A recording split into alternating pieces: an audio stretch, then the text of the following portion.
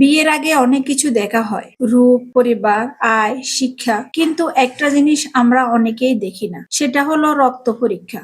এই রক্ত পরীক্ষার উপরেই ভবিষ্যতে সন্তানের জীবন, মায়ের জীবন, এমনকি দুইটি পরিবারের সুখ নির্ভর করে।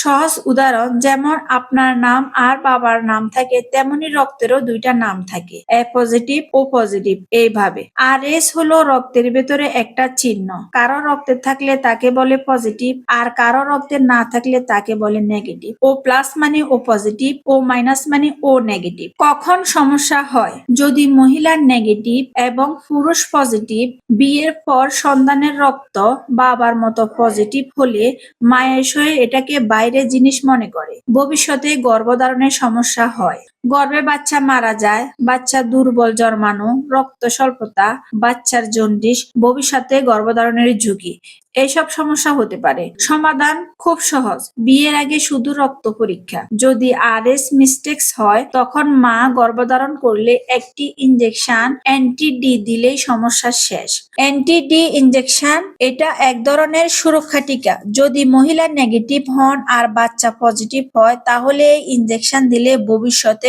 সব সন্তান নিরাপদ। বিয়ের আগে রক্ত পরীক্ষা মানে নিজেদের ভবিষ্যৎ রক্ষা করা, সন্তানের ভবিষ্যৎ অন্ধকার থেকে রক্ষা করা।